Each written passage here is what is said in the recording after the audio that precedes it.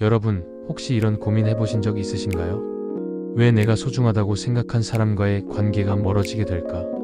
왜 열심히 노력하고 잘해줬는데도 오히려 나만 지치고 상처받는 걸까? 오늘은 가깝고 소중한 관계에 대한 이야기를 해보려고 합니다. 우리가 꼭 알아야 할 두 가지 착각에 대해 말이죠.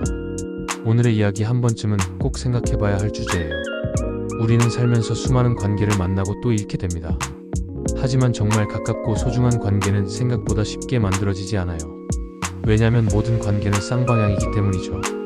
내가 소중하게 여긴다고 해도 상대방이 그렇지 않다면 그 관계는 결국 상처만 남기고 끝나버릴 수 있어요. 그리고 우리가 흔히 가깝고 소중한 관계라고 말하면 가족을 떠올리기 쉽지만 사실 모든 가족이 그런 관계는 아닙니다. 무촌인 부부도 이혼하면 남이 되는 것처럼 혈연도 절대적인 게 아니에요.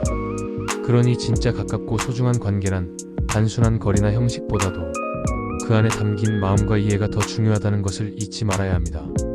그래서 오늘은 우리가 정말 소중하게 지키고 싶은 관계를 망가뜨리는 두 가지 착각에 대해 이야기해보려 해요. 첫 번째 착각은 바로 내가 더 손해보고 양보하고 있다는 생각입니다. 우리 각자는 다 다른 성격, 가치관, 형편을 가지고 있잖아요. 그런 다름 속에서 서로를 이해하고 인정해줄 때 관계는 더 깊어집니다.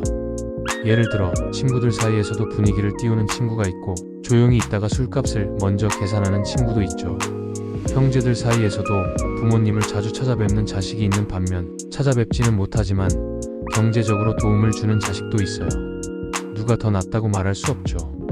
하지만 우리가 종종 내가 더 손해봤다는 생각을 하게 되면 그건 어느새 불만이 되고 그 불만이 쌓여서 관계를 망가뜨리는 씨앗이 되는 거예요.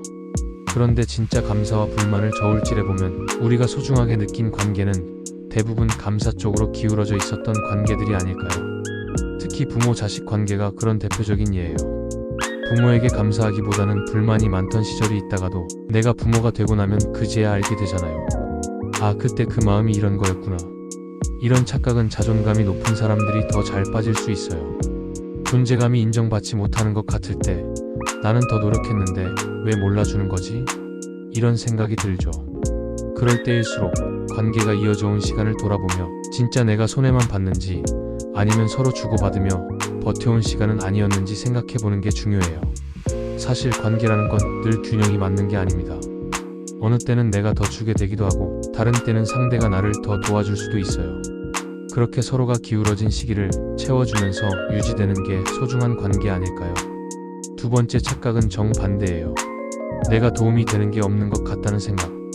이건 자존감이 낮은 사람들에게서 많이 나타나요. 상대방이 너무 잘해주고 나는 해준 게 없다고 느껴질 때요.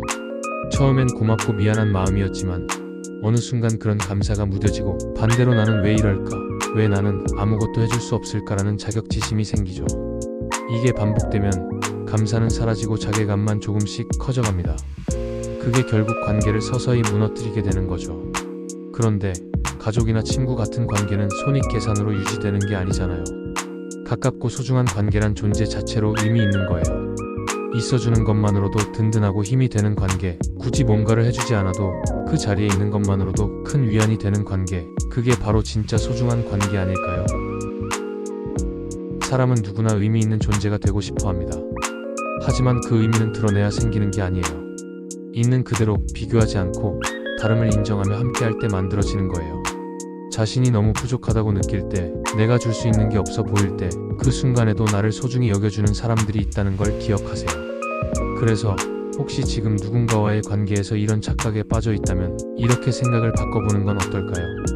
내가 좀 더 손해보면 어때? 나도 그만큼 감사한 걸 많이 받았잖아.